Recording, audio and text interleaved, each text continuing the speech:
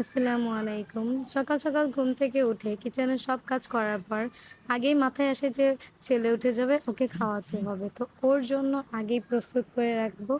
ভাত আমি আগেই রাইস কুকারে রান্না করে ফেলেছি। এখন ওর জন্য ডিম ভাজবো। ডিম ভেজে আগে ওকে খাইয়ে নিবো। না হলে বাচ্চার পেটে ক্ষুধা থাকলে কোনো কাজ করতে দিবে না। আর ছেলের পেটে ক্ষুধা রেখে আমার কোনো কাজ করতেও ইচ্ছা করে না। যাই হোক, কালকে রাতে রান্না করেছিলাম হাঁসের মাংস, তাই ফ্রিজে কিছু ছিল গরম করে নিয়েছি। আর এখন ওর জন্য আমি ডিম ভাজবো। ওকে আগে খাইয়ে নিব, তারপরে দুপুরের আয়োজন করব। আমার ছেলে আবার সবসময় আমরা যাই খাই তাই খাবে। ওর জন্য এক্সট্রা কিছু করে দিলেও খাবে না। যেমন আগে ওকে খিচুড়ি খাওয়াতাম, কিছুদিন খাওয়ার পর আর খায় না, মানে এক্সট্রা কিছুই খাবে না, স্যারেলাকও খায় না।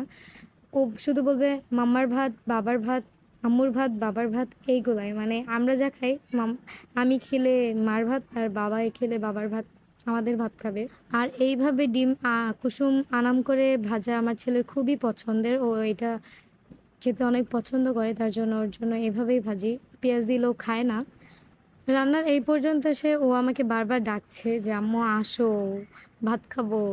তো এখন আমি ওর কাছে নিয়ে যাব ডিম ভাজা হলে। সকালে উঠেই আগে ভাত বসিয়ে দিয়েছি রাইস কুকারে, তার জন্য একটু তাড়াতাড়ি হয়েছে। এখন আমি ওর কাছে নিয়ে যাব। ডিম ভাজা আমার শেষ, নিয়ে আসলাম টেবিলে। আর কালকে রাতে যে রান্না করেছিলাম হাঁসের মাংস, তাও গরম করে নিয়েছি। হাঁসের মাংস তরকারিটা একটু ঝাল হয়েছে, তার জন্য আমি ওকে বেশি দিচ্ছি না, অল্প একটু দিব। কারণ আবার ও প্রচুর ঝাল খায় না, একদমই ঝাল খেতে পারে না। ও একটু মিষ্টি লাভার, মিষ্টি পছন্দ করে বেশি। যাই হোক, আজকে এই পর্যন্তই। আল্লাহ হাফেজ। এই পর্যন্ত দেখার জন্য ধন্যবাদ।